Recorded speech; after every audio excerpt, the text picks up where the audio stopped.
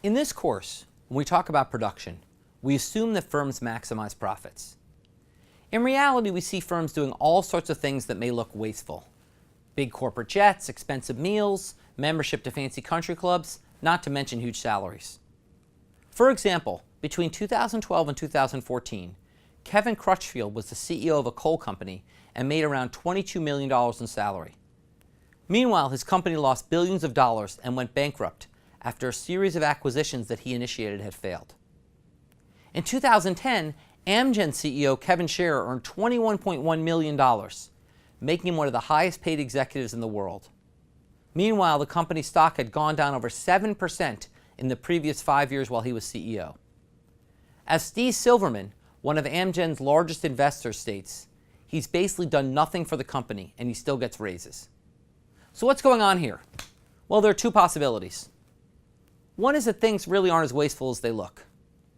Perhaps huge pay for CEOs is what's required to get the most talented people, and these talented people earn every penny.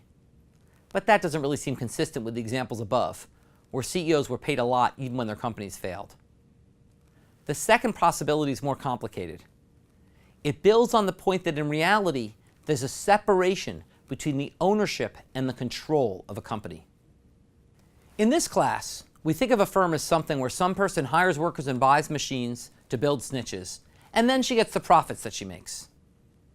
A good example of this is what we call in the real world a sole proprietorship, where one person runs their own startup company.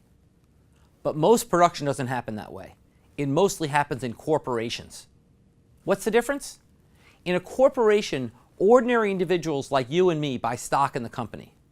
If you buy 1% of the company's stock, you own 1% of the company. But you yourself don't control what happens in the company. If you buy stock in McDonald's, you don't tell the fry cook when to take a break. In a corporation, the owners are shareholders, individuals who have bought stock in the company. But these folks don't run the company. It's too hard for potentially millions of shareholders to make everyday decisions. Instead, the shareholders of the firm have to hire managers to run the company.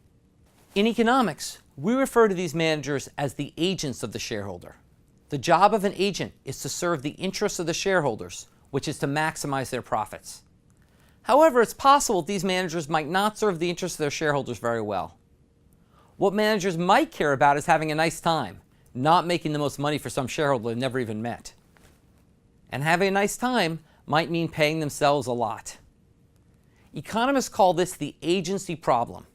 When it's hard for owners to observe the actions of their agents, then those agents might not serve the interests of their owners. Consider the case of a manager who wants to buy a private jet for corporate travel. He sees that all his buddies have a private jet, and he wants one too. He thinks it'll save him time and it'll cut expenses for the company.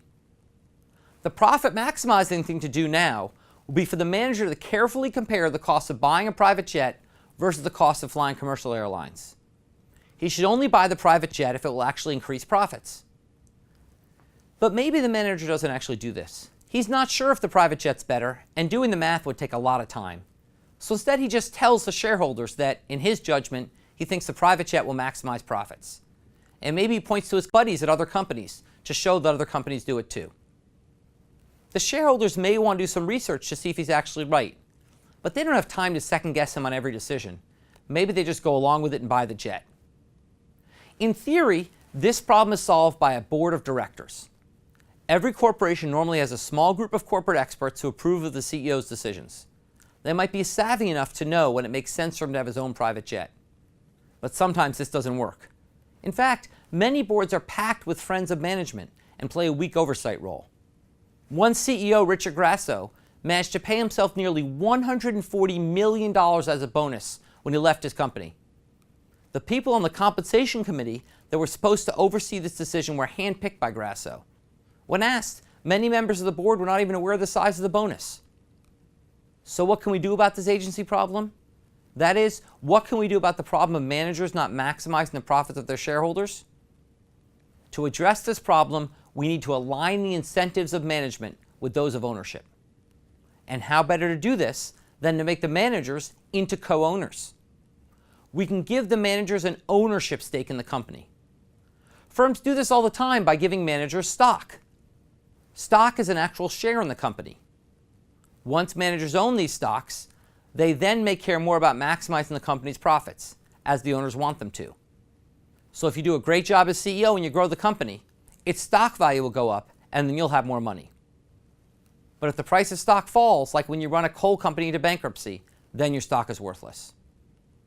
The agency problem, an idea first formulated in models by economists, has real-world implications. Companies actually use stock ownership to solve a problem that economists first modeled.